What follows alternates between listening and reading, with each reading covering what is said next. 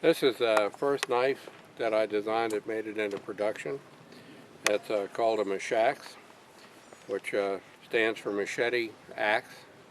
And if you think of this as a hatchet, and this is the handle, and it's a safety hatchet, because when you miss with the head, you get a sharp edge here. But it's the only hatchet that I know of that you can do little itty bitty fine work with by choking up on it.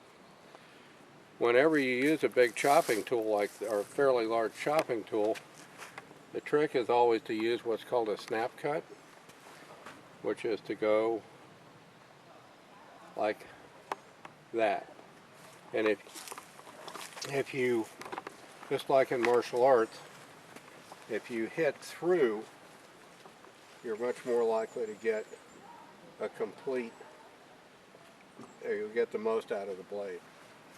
The further forward the weight of the blade is, this is something I learned from Jerry Fisk, the more weight you have toward the front of the blade, the more power you get, and the more down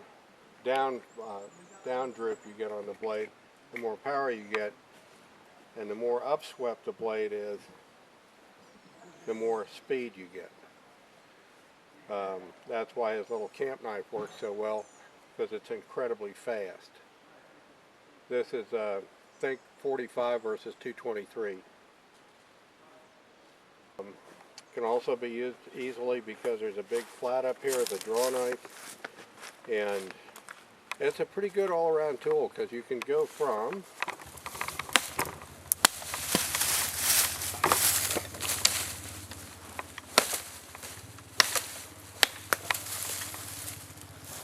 to either sharpening the ends in a very, as you're right up here, there's no choil out here or anything. I always try to design my blades with no choil, and you can start right from the top of the hand.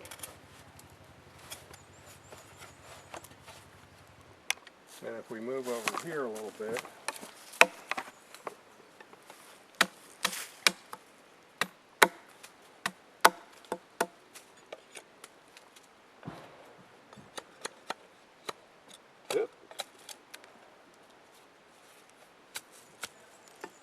and if you're smart, instead of trying to beat something with this, cut a club.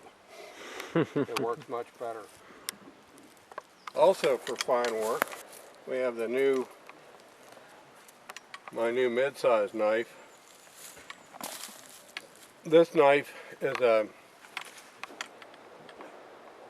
I've wanted this knife since I was 14 years old and bought a Puma White Hunter, or excuse me, a Puma Hunter's Friend.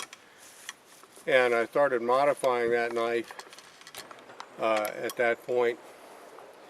And finally, literally over 50 years later, I have what I think of as an ideal small fieldcraft blade.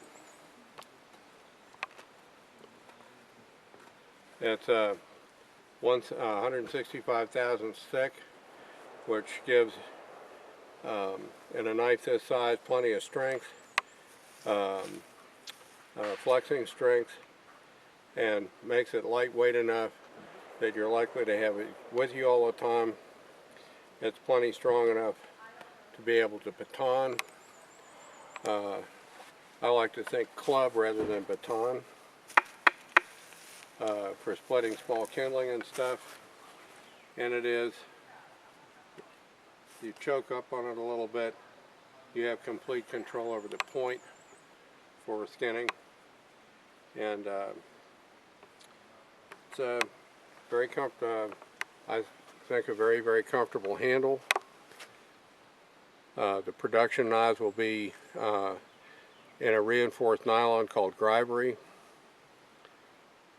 but the micarta blades will be available as an aftermarket accessory.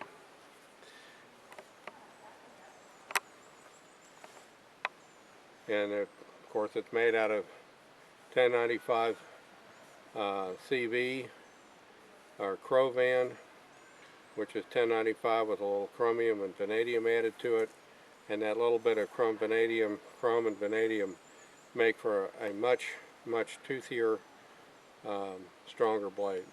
Well, not much more.